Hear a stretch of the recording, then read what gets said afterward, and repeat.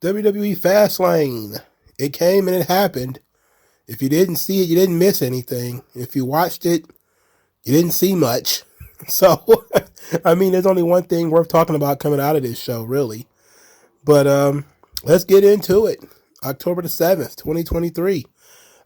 Jade Cargill made an appearance on the pre-show. She was in her wrestling gear for some reason. She only shook hands with Triple H, and then that was it. All you saw of her the whole night.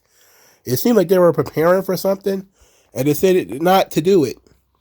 So they had her come to Indianapolis just to do a walkthrough to Triple H, shake his hand, and then not see her again for the rest of the evening. Great job, Trips. Thank you very much for that. You're doing a bang-up job here, son. Bang-up job. It's the absolute tits. All right, the first match up, Cody Rhodes and Jey Uso defeat the Judgment Day. They win the tag team championships.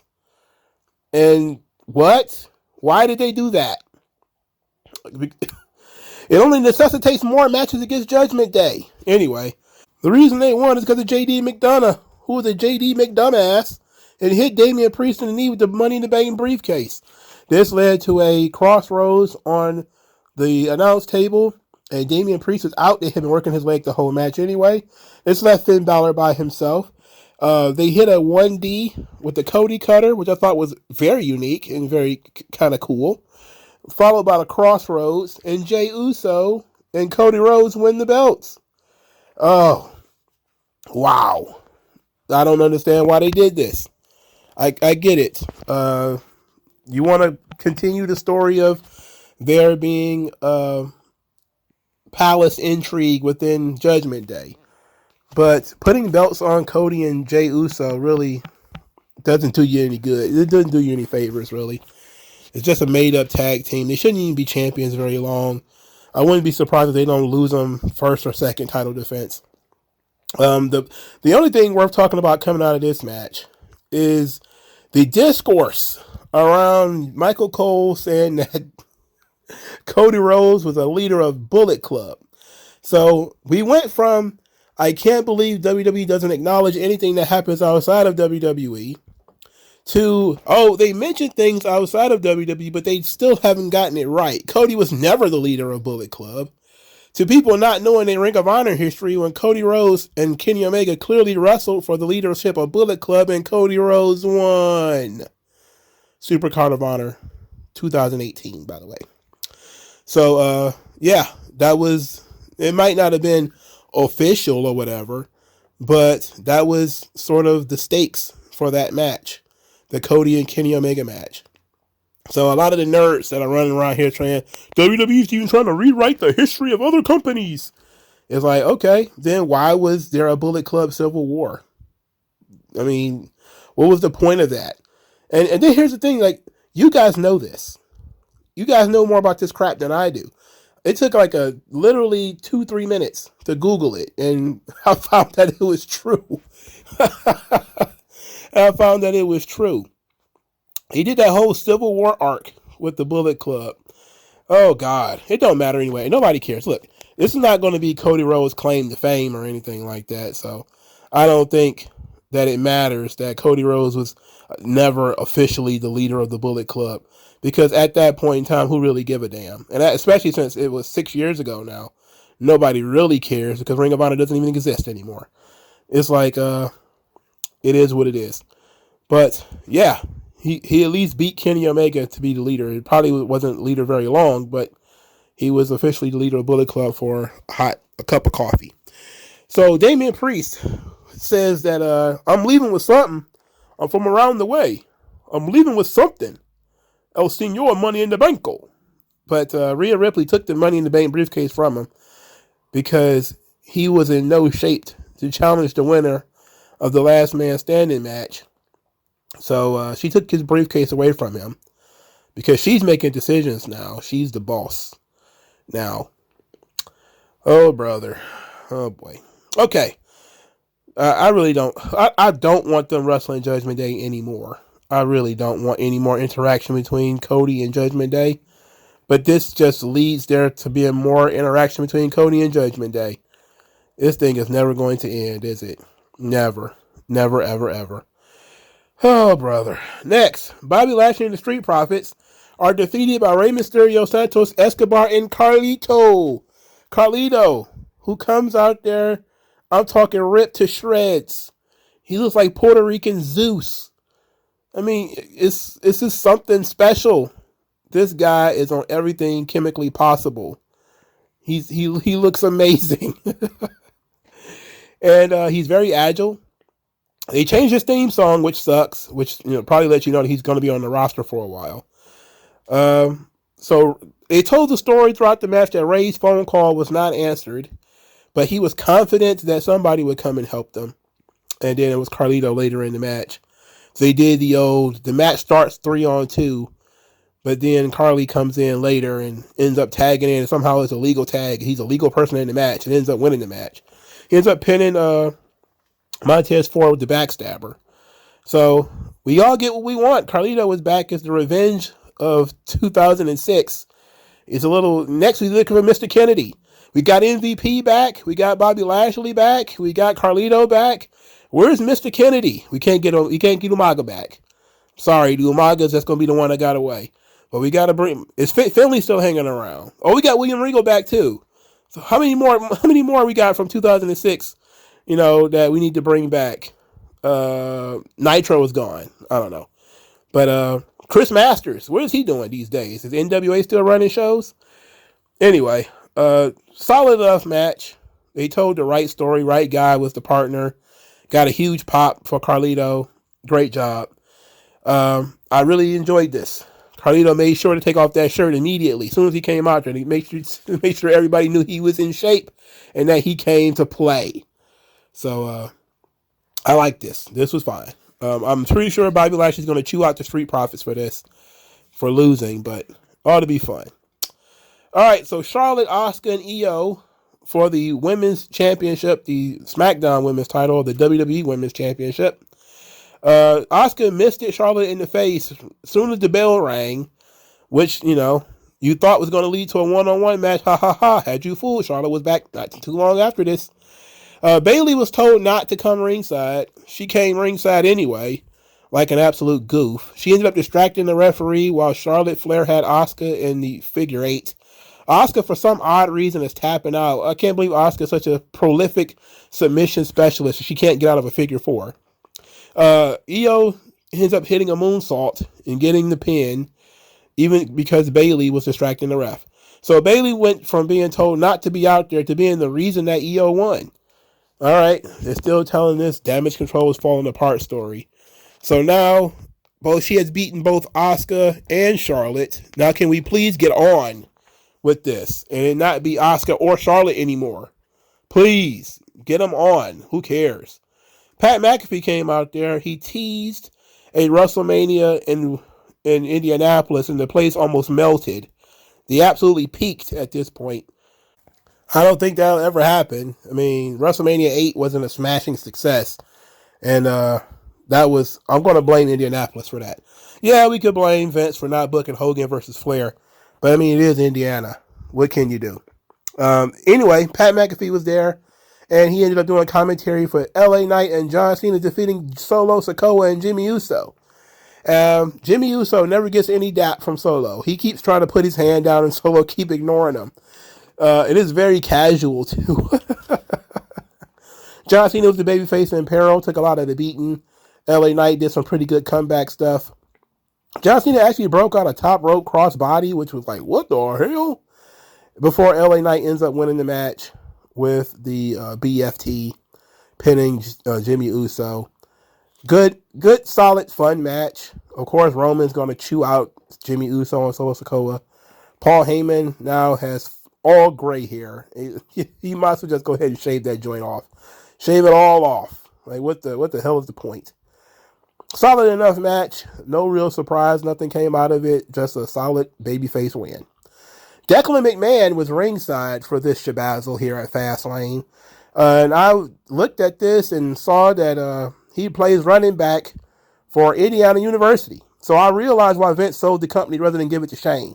You mean to tell me Vince McMahon's oldest grandson is a white running back for a mid-level Big Ten football team, and he's 6 foot, 190 pounds. If you send my grandson to be U of M food, I will not give you the billion-dollar company that I built. I'm sorry, Shane. You have failed. How, with all of the resources that you have, that your son goes to the goddamn University of Indiana? How? You're a failure. I see why Vince doesn't really like you and doesn't wish you happy birthday. I wish you would send my grandson to the University of Indiana. Main event of the evening, Shinsuke Nakamura and Seth Rollins fight to the death. And Shinsuke Nakamura end up spitting ye old mist into the eyes of Seth Rollins. So 2 Japanese wrestlers on this show, both of them spit mist and they both lose. How about that? For starters, why do all Japanese wrestlers spit mist? Is it a requirement to come out of Japan? Is it an ancient Japanese art? Should they just break out and start doing calligraphy in the middle of the ring or something? Why is it that they all know martial arts and they all know how to spit mist? How is this possible? Anyway, Shinsuke Nakamura, we're told that Seth Rollins has a broken back, and his back is so broken he can barely walk. But for somehow he's able to fall on things fall on him, and he still manages to win. And he won. And that was kind of a wet fart. Look, the match was fine, exciting enough, but the Seth Rollins matches are falling very short. I mean, they seem to be lacking something. I don't know, maybe it's heat, maybe it's sympathy. I'm not sure what it is, but the Seth Rollins matches are missing something. And also he comes out dressed like Rita Repulsa, which I don't understand why he's doing that. But whatever. Seth Rollins wins. Okay, what's next? What's next for Nakamura? He just has to fall off a ladder, literally. You did all this work to build this guy up for no reason. And now Seth Rollins is a guy with a title and no contenders. All right, fine. He's not really the draw on this show anyway. I don't know. He's in the last spot technically because he's the world champion, but really everybody knows that John Cena and LA Knight probably should have closed the show. And in fact, I think most people when they started this show believed that John Cena and LA Knight was going to close the show. So that was it. 5 matches. The show still managed to be 3 hours because they gave every match so much time. And I don't know if that's a good thing or a bad thing. It's a thing for sure.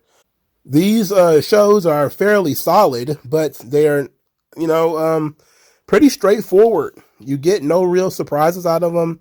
No, shocks, no twists, no turns.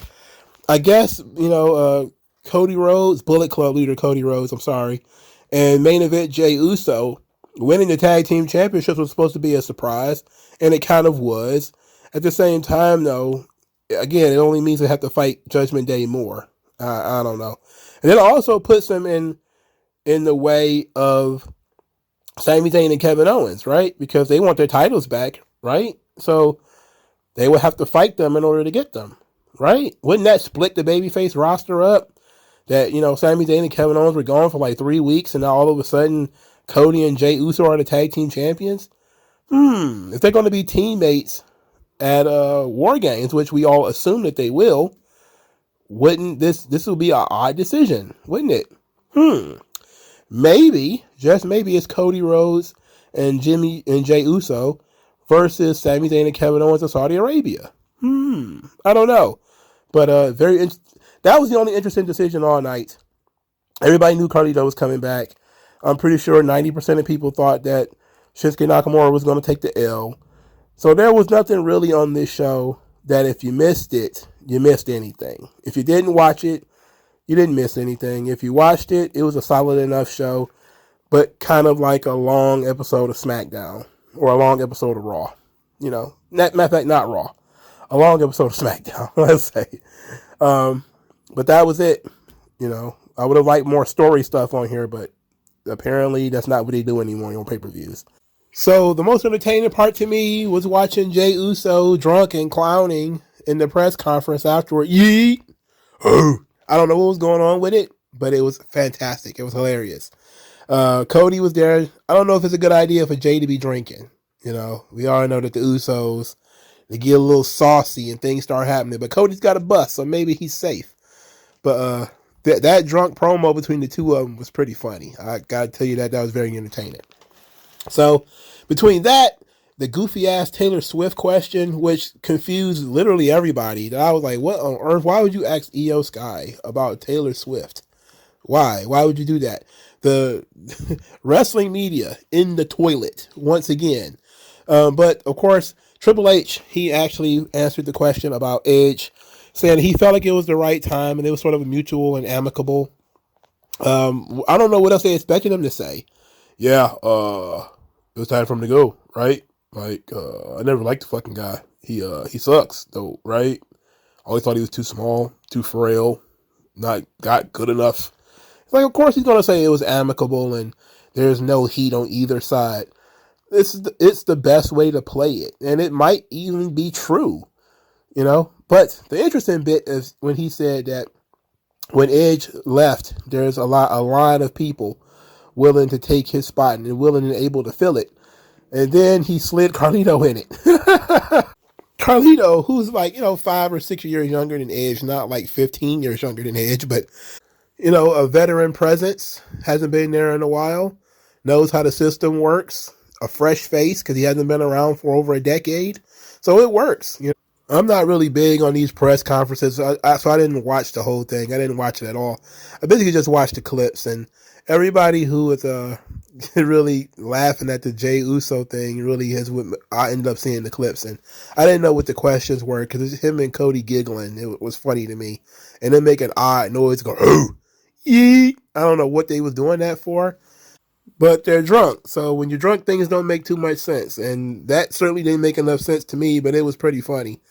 And also him, Jay roasting Byron Saxton's Big Bird jacket, which was hilarious because it was big and yellow. Overall, though, most of the show was pretty solid, but nothing to write home about, nothing to lose any sleep over. And if you kind of just bored, you can throw it on, I guess. It is what it is. Triple H era of just long work rate matches it is what it is, man. But I will say this, because I kind of forgot about this. John Cena talked about going back to Hollywood once SAG and the strikes are over. And a bunch of people are like, oh no. I'm like, what did you think he was going to say? I'm glad he didn't lie. Like he wasn't going to sit here and lie to you. As soon as the strikes are over, he's going back to work, bruh. I mean, he was pretty clear on that. And it was pretty obvious, if we're being honest. He said in no uncertain terms that there's a lot of projects attached to his name. And if he goes out here in WWE and gets injured, those projects are in jeopardy. So he can't do that. He can't do both.